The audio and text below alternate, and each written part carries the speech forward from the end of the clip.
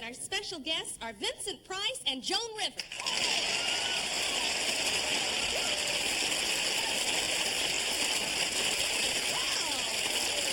Let's see if y'all want to say anything before we get started. Yes. What do I want to be doing when I'm 70? What I'm doing now. Good evening and welcome. Are there any questions? Any other questions you might have? Anything? Yes. Do you believe in saving as much money as you can? Yes. I got a letter here and I don't want to mail it. Would you take it?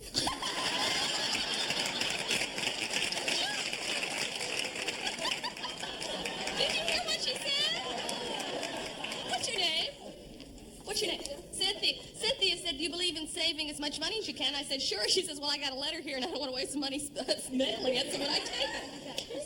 Christmas seals. Well, that's very sweet, Cynthia. Thank you. It's to me, huh? I thought maybe you wanted me to send it to someone. Thank you, Cynthia. Yeah. You have beautiful eyes. Thank you. Do I wear contact lenses? No? Why would you ask that? That's... Well, I thought you had several pairs. You mean to change the color of my eyes? No? No, but you know that's not a bad idea. I could put on different colors to go with the outfits. Bloodshot, you know. That's a good... I don't think I could do that. Anybody here wear contact lens? Did you get used to putting them in it? It didn't bother, because I hear a lot of people have troubles. You don't? What color are yours? Blue.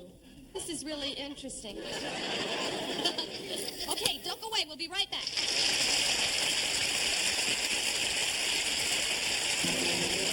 From Television City, Hollywood, it's the Carol Burnett Show. With Harvey Park. And Vicky Mark.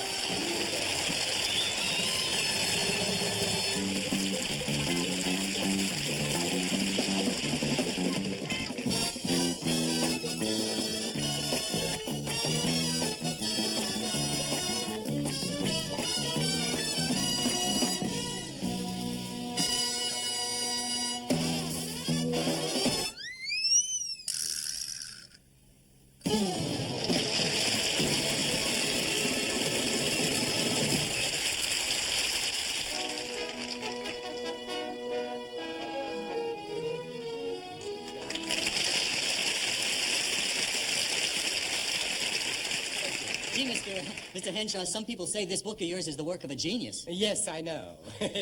In fact, the Mystery Writers League has chosen me as author of the year. Oh, congratulations. And now, if you'll excuse me, the television crew is coming over to interview me.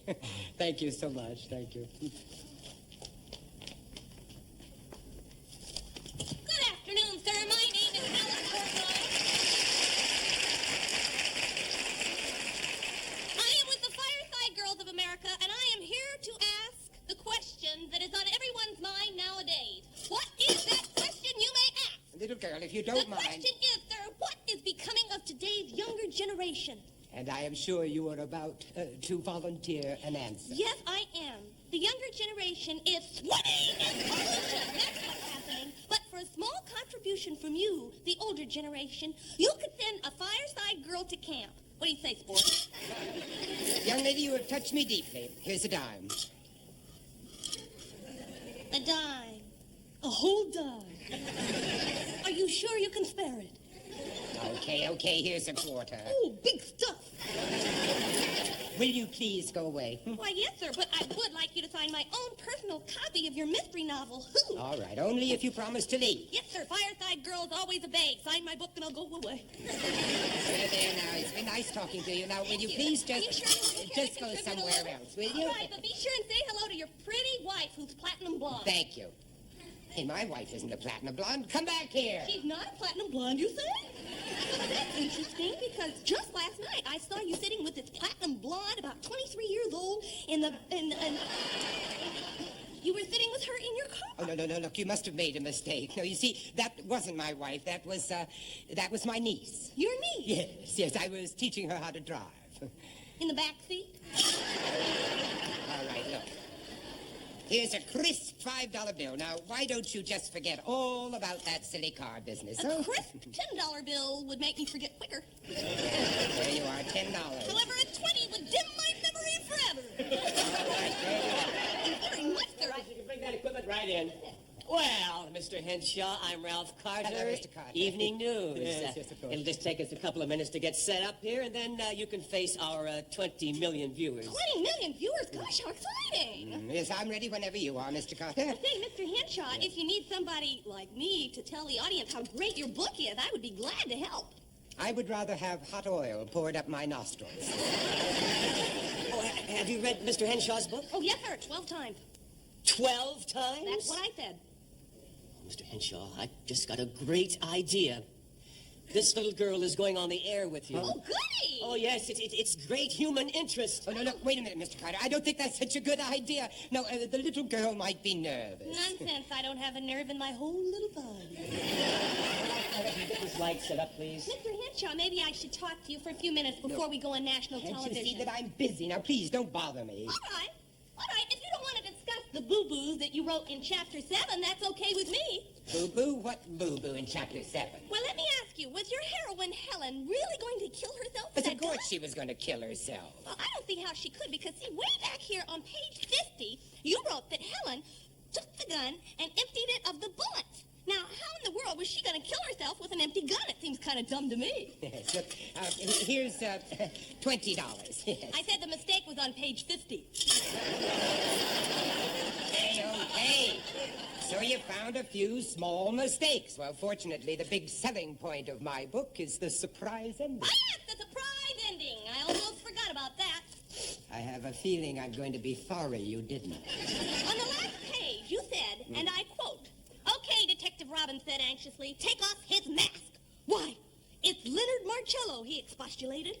Leonard smiled, and a tear came to his eye as he heard the siren in the distance. The end. Now that's writing. Well, what's wrong with it? You mean beside the cliches? Well, for one thing, Leonard Marcello couldn't possibly have been the murderer because he was left-handed. Says who? Said you, Mr. Henshaw, right here on page 75. The principal thing about Leonard's left-handedness was that his right hand was almost useless. All right. There. The mistake was on 75. There. Now, that's all I have. We're ready, Mr. Henshaw. Oh, goody, we're on. Oh, no, look, please don't mention this on television. It would ruin me, really. Well, Well, I'll do anything you ask. anything? Anything. Mr. Henshaw, please. We're ready. Oh, yes, right over here. Fine. Stand by. Oh, we're on. This gentleman is Victor Henshaw, who's just been chosen by the Mystery Writers League as the author of the year. And this is Alice Portnoy, his biggest fan. Before I thank the Mystery Writers League for this great honor, I'd like to say a few words about my sensational book. Who is an intricately written thriller that is put together like a fine puzzle. Especially on page 75. Yes. But even more important than my book is a wonderful group called the Fireside Girls of America. Mr. Henshaw here is the most generous person we Fireside girls know. Yes, for a small contribution, you can send a Fireside girl to camp. Thank you so much.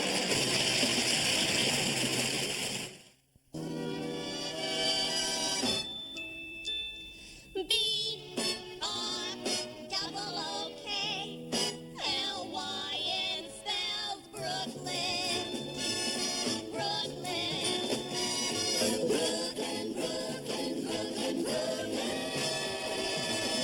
All kinds of talented folks were born in Brooklyn. Jackie Gleason. Most folks who sing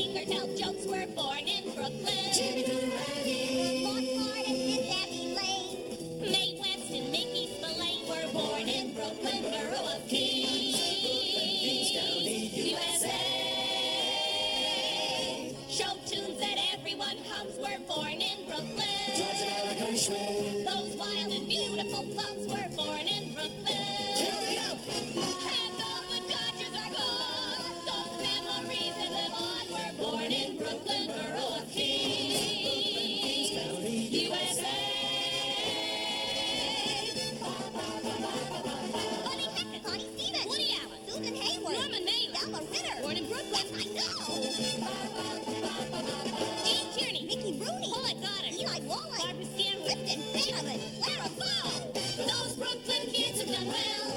Walt Whitman, Zero Mostel were born in Brooklyn. Born in Brooklyn. Phil Filbert, Jose Greco, Shirley Booth, Arthur Miller, Sandy Koufax, Danny Kaye. Born in Brooklyn. Born in Brooklyn.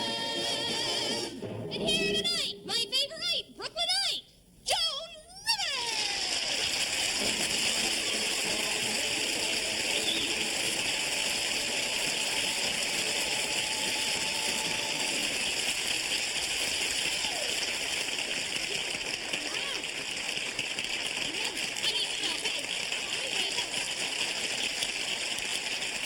We're so excited to have Joan on the show that we went to such expense and such care to do There's this. one little mistake. What? I'm not from Brooklyn. Oh. No, I'm from England, as you can tell from my accent.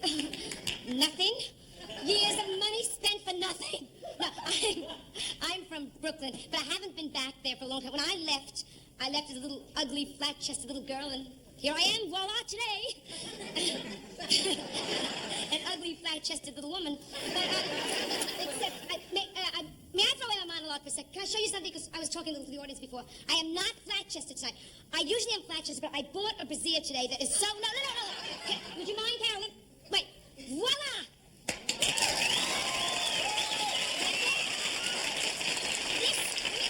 This is all rubber, let me tell you, which is... No, which is very good, because if I fall down, bounce right back up. And, it is called, for any of you out there that are flat-chested, and there are many of you. And now let's look at the women. Remember those jokes? But for any of you that are flat-chested out there, this is called the push-up, shove-over bra. It pushes from here everything. It just push. All the skin has just been moved up. My belly button is right here going. And,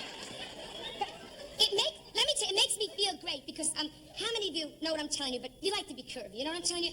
My wedding night was a disaster because I have 0. My husband said, "Let me help you with the buttons," and I said,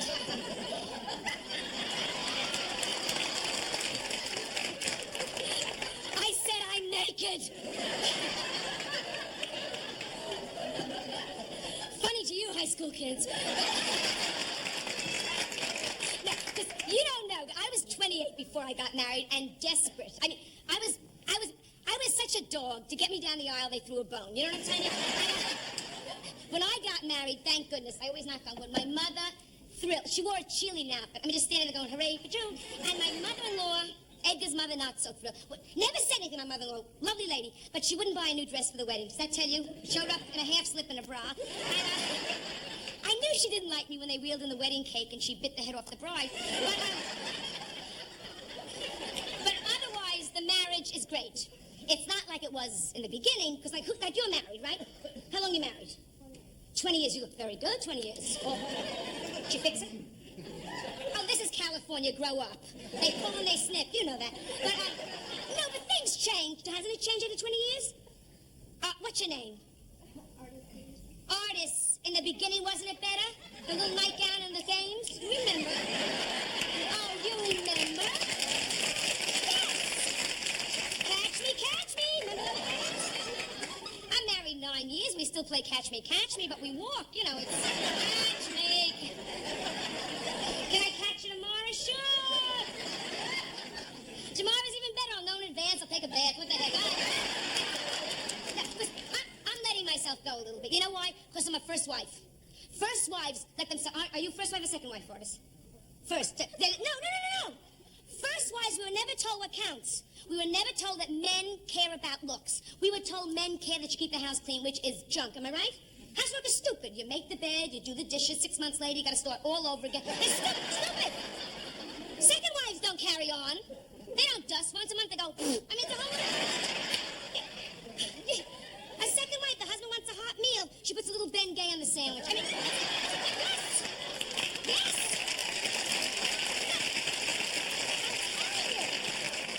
First wife, because there are a lot of first wives here. I can tell. Put your rings out. I'll tell you who's the first wife, who's the second wife. First wife. Yes, first wife. No. Second wife? Then you must be on welfare. Second, you animal, where's the ring? No, because you know why? First wives we don't ask. First wives, we were brought up to be polite. You get a lousy ring, you say thank you. Remember that? Thank you for the crummy ring. Thank you for the cloth coat. That's the first wife. Second wife, what's this? What is it, a joke? What does it tell the weather? Are you nuts? What is this? And the men like them better. Look at the second wife over here, right? Look at this, the blondie here, cutesy cute. This is what they like. This is what they like. Shallow. This is what they like. Good looking and shallow. Because you know why? Because first wives were too good. We worry the hair grows gray. Husband has a heart condition, we're upset. We pawn our rings to buy him a pacemaker. Anything, right? Second wife, the husband's got a heart condition. She's walking behind him going, boom!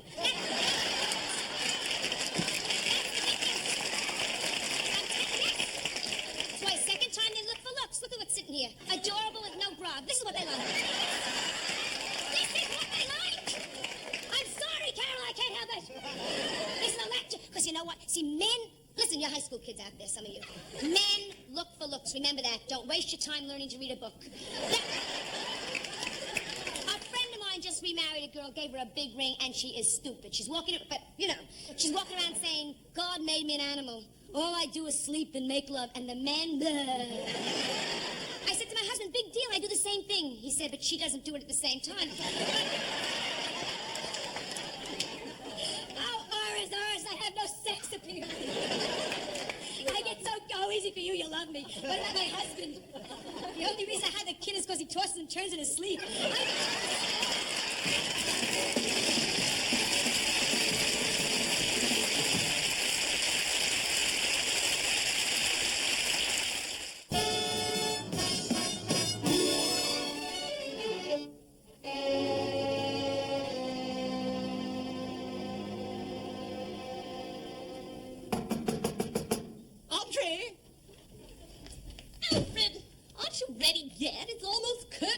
Patience, my pet.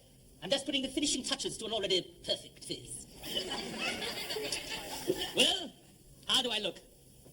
About as well as make-believe now. Come along, darling. We don't want to be late for our last performance. Yes. Why? Well. If it isn't our little underlings.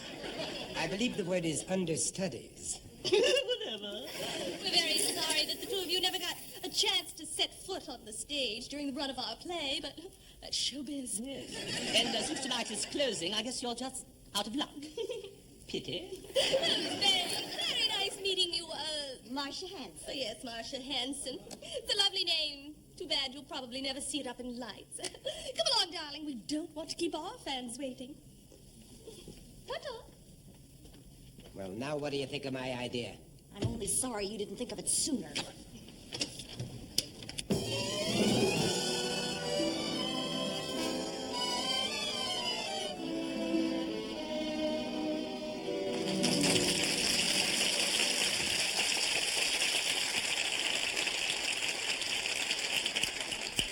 Gloria, darling, I'm home. Window!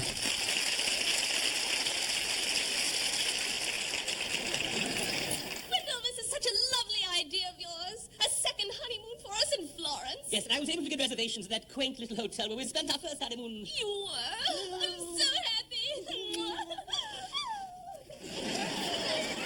But Angel, we must hurry. Our plane leaves within the hour. Oh, yes, don't worry. I've packed our bags. They're in the bedroom. Why don't you fetch them while I pour the champagne? What a wonderful idea. I shall count the moments. And I shall count the seconds. I got it.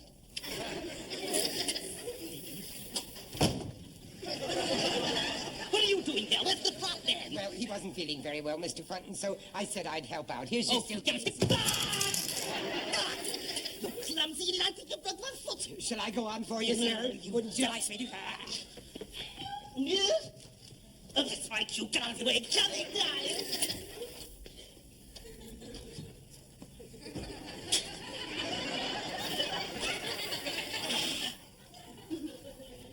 Oh, Wendell, I can hardly wait to set foot in Florence again. I can hardly wait to set my foot too. Oh, darling, you remember how romantic you were on our first honeymoon? Yes. When you carried me over the threshold. I leapt into Now, Gloria, your arms.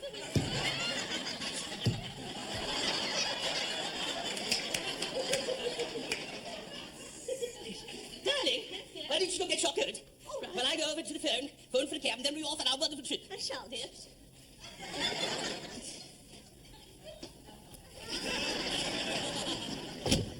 What are you doing here? Where is my wardrobe, mistress? She had to run an errand for the prop man, so I'm just helping. Now then, give me my... Ow! Oh, my... Sorry, Miss Murphy. Ow! You almost broke it. Is that my water? Well, give it to me. That's all. It's just sitting here, Miss Mundane. It's just sitting here, Miss Mundane. Well, at least you're good for something. That's lemon juice. Gosh, I'm awfully sorry. Maybe I better finish the No, you won't.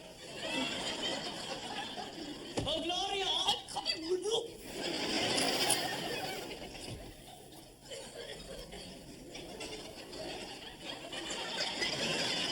Oh, darling, I love you so much. Kiss me, my precious.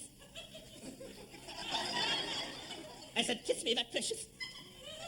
Come on, darling, pucker up.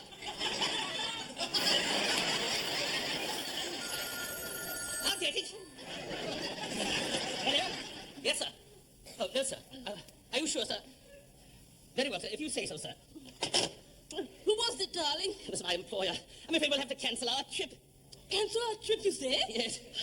Well, that tears it. I'm sorry, my darling. Perhaps next year. No, I'm afraid there won't be a next year, Wendell, because I'm leaving you.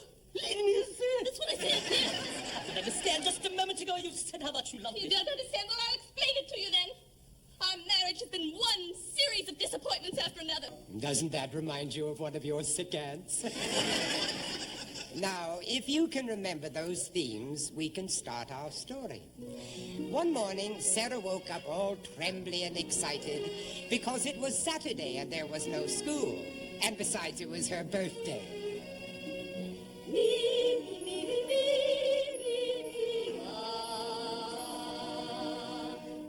Under her pillow,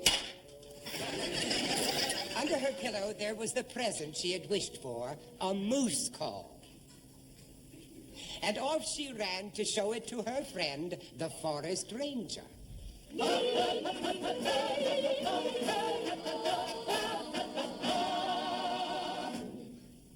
That is the most beautiful moose call I ever did see. Said the forest ranger, his blue eyes a twinkle. Let us call some mooses. Said Sarah. And she puffed up her cheeks and blew.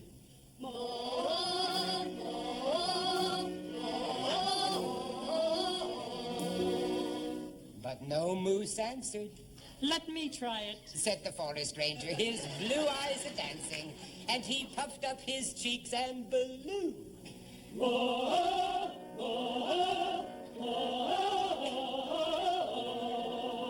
And they waited, Here, moose. and they waited, Here, moose. Here, moose. and then they heard footsteps. And more footsteps. And then suddenly, right behind them, a big footstep. And Sarah shouted. That's no moose. That's my Aunt Fanny.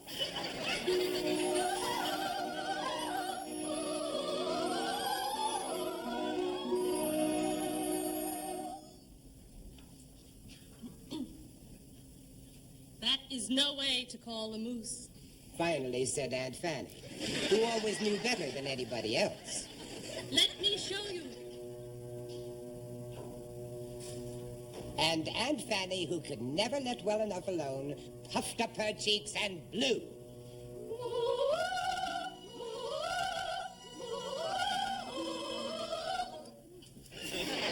Oh, goodness, Aunt Fanny has swallowed the moose call.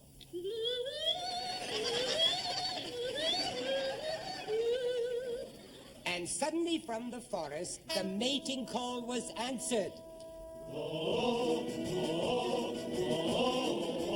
And thundering out of the forest came a real live moose.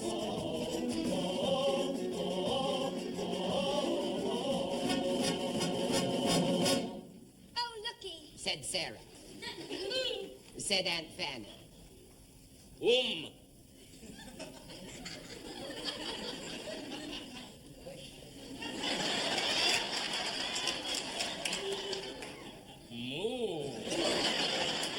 Responded the moose. Run! Said the ranger, his blue eyes agog. And so they ran.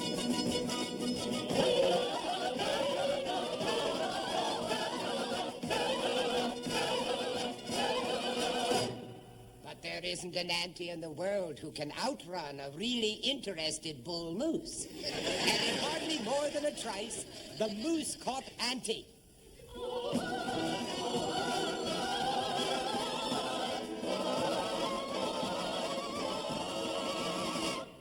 After dating for a while, they found a really meaningful relationship and had the wildest wedding the Elks Club has ever seen.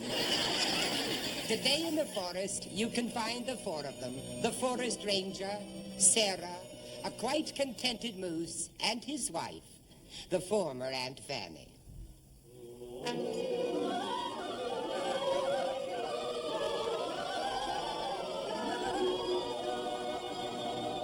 And that's the end of our story. Now, wasn't that a painless way to learn all about voices? We shan't forget, shall we? Basses on the bottom, above them the tenors, above them the altos, and somewhere up there in seventh heaven, Aunt Fanny and the sopranos.